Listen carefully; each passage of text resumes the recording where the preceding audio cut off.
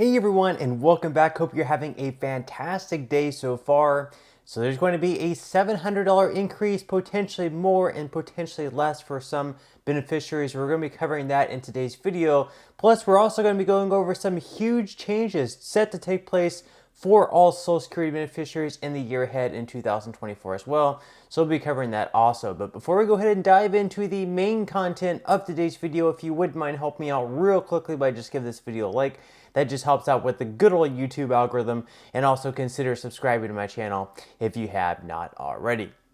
Okay, so over the past year, we've heard different plans to save the Social Security program. That, of course, is because of the recent reports that by the years of 2032 through 2034, somewhere between then, unfortunately, it looks like the program or the trust fund is going to be going insolvent. So what this means for everyone receiving Social Security benefits is that basically if it does go insolvent, you'll still continue receiving your monthly payments.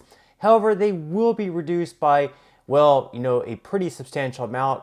They are estimating it would be reduced by anywhere between 20 to 25%. So whatever you're receiving in those years, let's say you're receiving $1,000 per month, just hypothetically, well, if that were to be reduced by 25%, instead of receiving your full $1,000 check, instead you would only be receiving $750. So lawmakers have been trying to fix that issue, but it looks like they're just going to continue to kick the can down the road. So according to the Motley Fool, this is the surprising truth about the future of Social Security. So basically they're saying here is that the reality here is that in order to save the trust fund, what we're going to have to do is either raise taxes or reduce benefits, or some type of combination of both are likely in the future for that critical retirement program. So they say that Social Security is often called the third rail of American politics. It earned that nickname because it acts to politicians somewhat like the power-carrying third rail of an electrified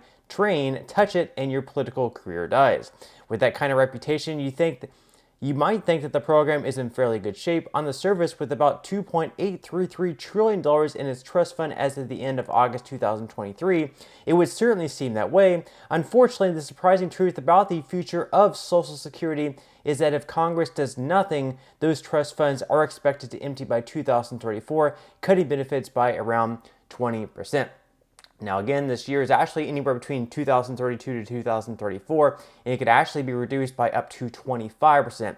Now they actually go on to say here that very little is likely to get done until those trust funds are nearly depleted. There's precedent for that. It wasn't until those funds were nearly empty around 1982 that Congress enacted the last round of major patches to the program. So we might see the same exact thing happen here. Let's say in 2033, where they get to the final months where that 20 to 25% cut is likely to take place, where they finally make these changes. Even though we have bills on the table right now to fix the program, make it solvent through 2100, and even make benefits more generous, more than likely they're not going to end up agreeing on anything until they absolutely have to, where their backs are against the wall. Now, some of the likely changes that we might see take place, again, like they mentioned there, we might see higher payroll taxes. So if you're a worker, right now out of each paycheck, you might notice that 6.2% is being taken out. That money is going to the trust fund. And if you're self-employed, you actually pay the entire 12.4%. So they might boost that up to, let's say like 7% for those who are employees. And then of course, if you're self-employed, you'd be paying the entire 14%. Also, we might see, just less benefits paid out in general. So we might see some type of cut, not the 20 to 25%, but maybe they would decide to rail that back by, let's say, maybe 5 to 10%. So they might, raise the payroll taxes that you're paying into the trust fund, and they also might reduce benefits as well. They might also decide to just reduce benefits for those who are making the most amount. So instead of, maybe the max benefit being like $5,000 per month, they might reduce that down to, let's say, like $4,500. And then, of course, on top of that, they might also, once again, decide to raise the full retirement age. Right now, it is anywhere between 66 to 67, depending on the year that you were born. They might decide to, in fact, raise it up to 69 for future generations. Now, even though those are just potential changes, these are for sure changes that are going to be taking place in 2024.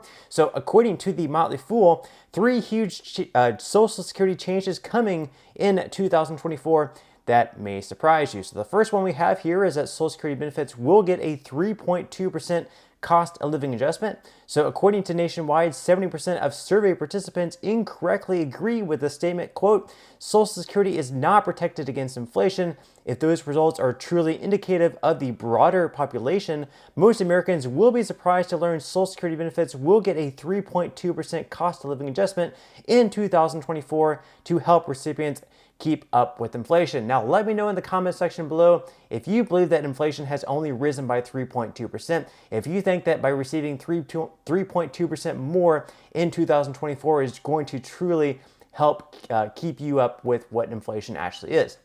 The second one on this list is that some workers will have more income withheld for Social Security payroll taxes.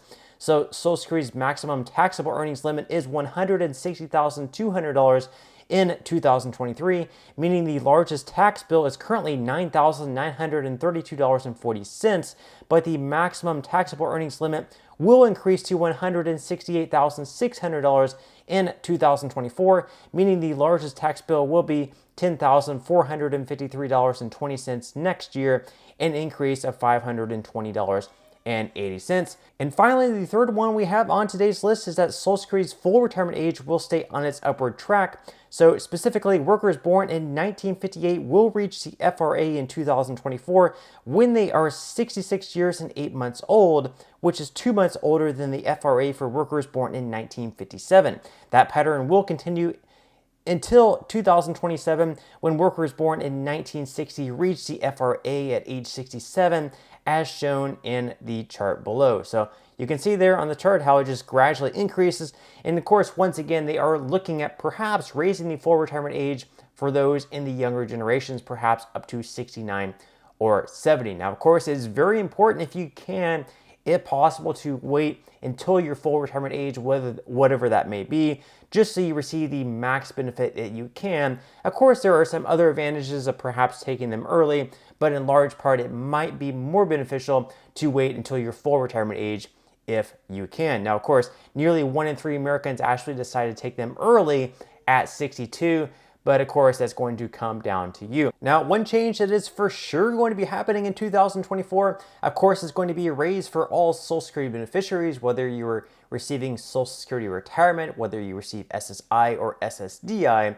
You are going to be receiving some type of an increase, so we're just going to be breaking those numbers down. In the title of today's video, you see a $700 increase, and this is exactly right. So once again, according to the Motley Fool, after the 3.2% increase, the average retired worker will see their payout rise by $59 per month to a Social Security Administration estimated $1,907 per month. So with that $59 per month increase, that is going to boost benefits up to a little bit over $700 per year. I believe it's right around $709. Now, if you receive more than that average benefit, of course, your benefit is going to rise by even more than that. But if you receive less, it is going to be a little bit less. Now, in addition to that, for those with disabilities, come January 2024, the 3.2% COLA should lift the average check to workers with disabilities by $48 per month to $1,537.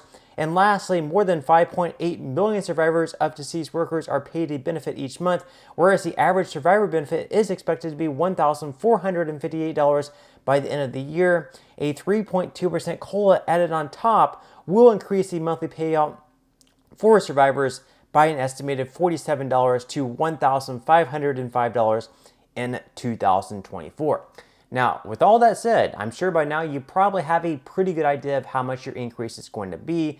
Keep in mind, of course, the Medicare Part B premiums are also going to be increasing. That number was official. I believe it increased by right around 6%. So obviously something that we don't want to see, but something that was definitely expected. Of course, it was potentially going to be even higher than that. We expected maybe like a $15 increase with that new Alzheimer's drug. Fortunately, it did not rise by that much, but yet unfortunately it did rise by just a little bit.